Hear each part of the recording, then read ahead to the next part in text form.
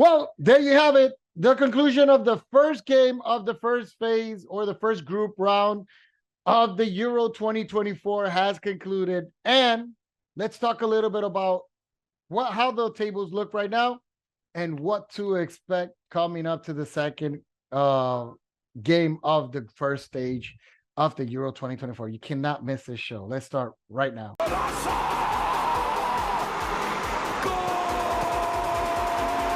Muy buena mi gente, aquí nos encontramos nuevamente en otro programa de fútbol con Bamba. Dentro del área, golpea Petit, Zidane y gol. Ha marcado Zidane el 1-0 para Francia.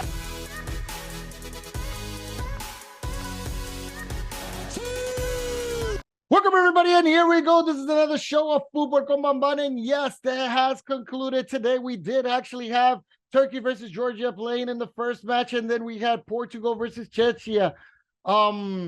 It was an incredible day of football, definitely, because we did see the young phenom of Arda Guler playing for Turkey, doing his debut on the Euro 2024, and becoming, with his great goal that he scored today, becoming the youngest player who scored a goal in the European Cup.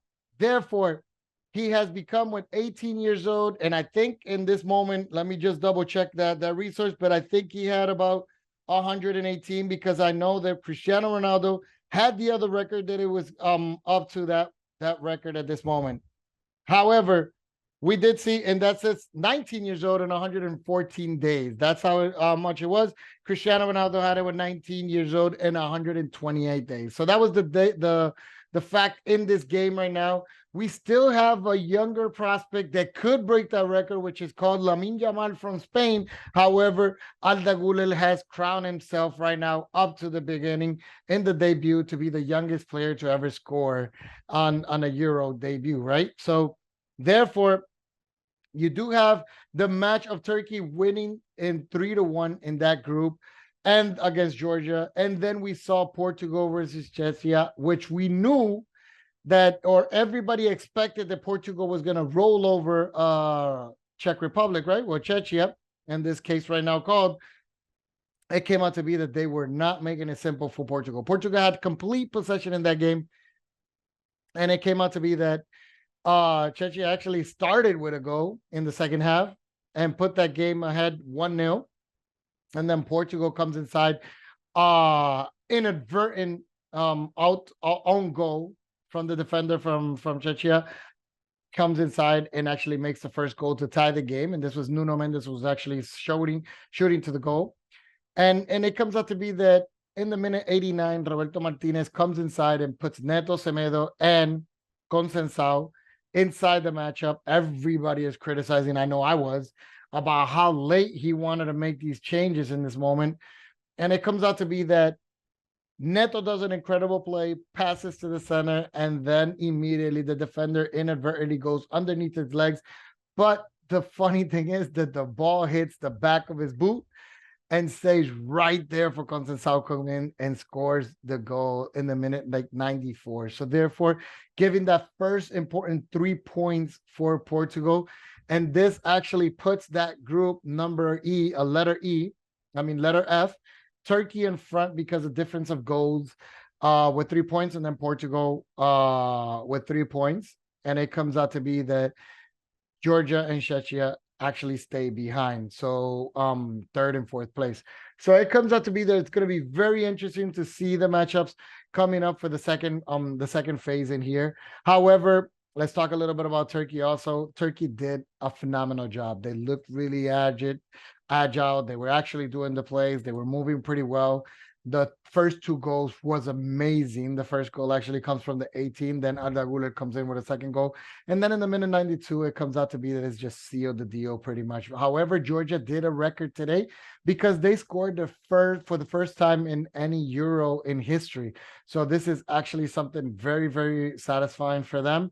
It was overwhelming at one point because they tied the game with that goal, but it came out to be that it wasn't enough to be able to stop the attack of Turkey. However, the next matchup we're going to see is Turkey versus Portugal on the second game, and that's going to be a very interesting game because that will determine who will be the leader of the group and most likely who will pass leader to the next round. Because Georgia and Czechia, well, most likely though that's going to be another war also between them. But right now, with 3 points on each team, whoever comes out with 6 points is pretty much guaranteed that it's going to pass to the next phase, but most likely will be going through with the number one spot in that group. However, let's talk a little bit about the groups, how they come up and end up after this first games of the first stage.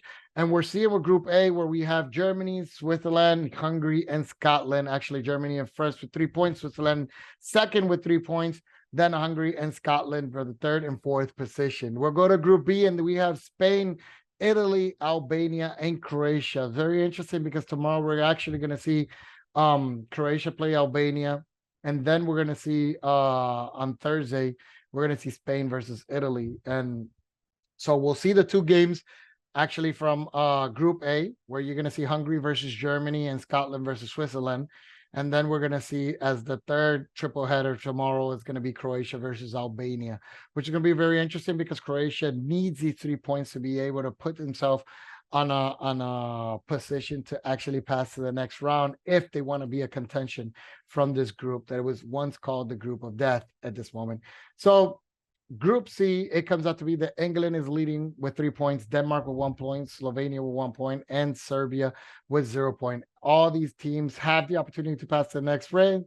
It's going to be very interesting to see these next matchups that it comes out to be. Netherlands, France, Poland, and Austria is in Group D right now.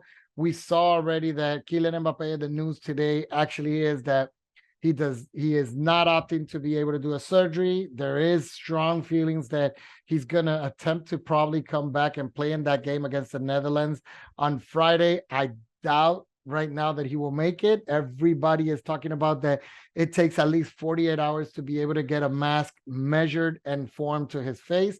So that's being assembled at this as we speak.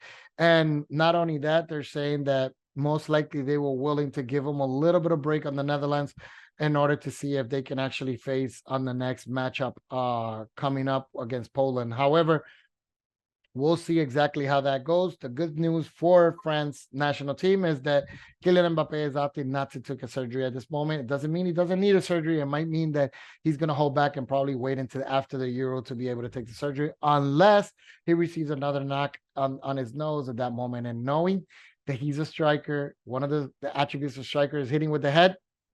It's going to be very difficult to be able to contain and see how Kylian Mbappe feels attacking in the game. So we'll keep an eye on that one pretty much. Let's go to Group E, because in Group E, as we mentioned yesterday, Romania started with a surprise beating Belgium, and they're with 3 points. Slovakia actually won against Ukraine, and is 3 point also as well. And then Belgium with 0 and Ukraine following up after that. So there's a lot of catch up on that one and to be able to make. And then finally the Group F, which we just spoke about today, with Turkey, Portugal, Czechia, and actually Georgia in that group. So it's going to be very interesting because, like I mentioned before, Portugal is going to be facing Turkey the next matchup. So it's going to be very, very, very interesting to be able to see that. However, this Euro has given more than 30 goals in this first leg right now. And it's amazing. This is what we want. We want to see goals. We want to see excitement.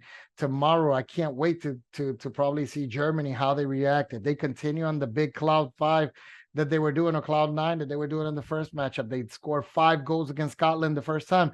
We'll see exactly how they be able to manage playing and facing against Hungary, where Hungary honestly did not show much on that first match against Switzerland, but we'll see exactly if they changed their strategy to be able to stand the superpower of the locals of Germany. Also, we'll see if Scotland finally comes up and wakes up from that big defeat against 5-1 against Germany and be able to step up a little bit against Switzerland. A victory tomorrow to either of those teams will probably give them a more illusion to be able to see themselves on the next round, or at least with possibilities to go as the best third place. However, if Germany and Switzerland win both tomorrow, then automatically that puts in a very tough spot to Hungary and Scotland for the third spot. So it's going to be very interesting to see exactly how that goes. completely. And then, like I mentioned, also tomorrow it's going to be Albania versus Croatia, which is going to be very interesting also to watch. And then we'll go to the next day where we're going to be seeing Spain versus Italy. That's another matchup that everybody wants to see.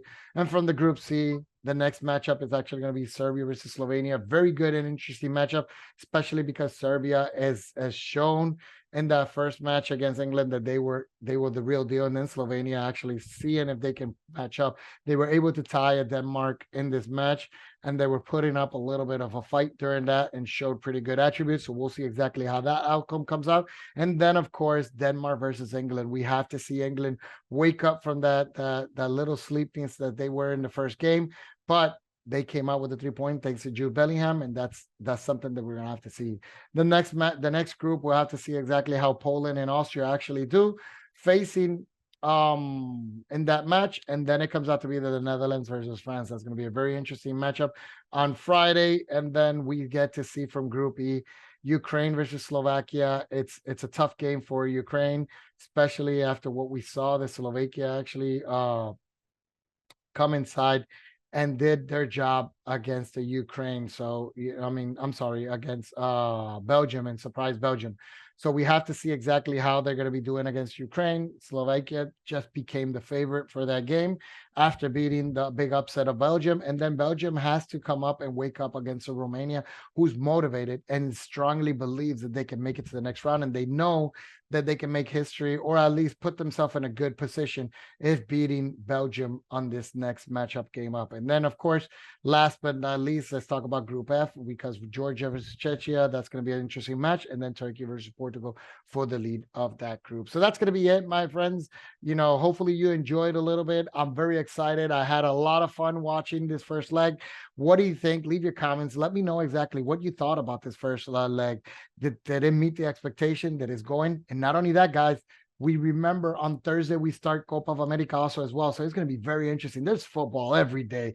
And tomorrow, triple header is going to be amazing. And then on Thursday, we get to see Copa America plus Euro. Oh my God, this is going to be amazing, my friends. I'm excited. I'm excited, especially because the weekend is coming up and we're going to have most likely like 3 and 4 games a day, pretty much. So I hope, you guys that are married, actually ask for permission from your wives to be able to watch these matches. If not, start not making too much plans, because it's gonna be on fire this now. So we're having pretty much good. Another day story that I forgot to mention a little bit earlier. Cristiano Ronaldo just made record of 6 Euros in participation. We know that he's going to be trying probably to make his 5th World Cup also as well. So it's going to be interesting to be able to see exactly how that goes. But last but not least, keep your channel up, hit that like button, hit that subscribe button, and I'll see you until next time in what? Football con Bambang. Ciao!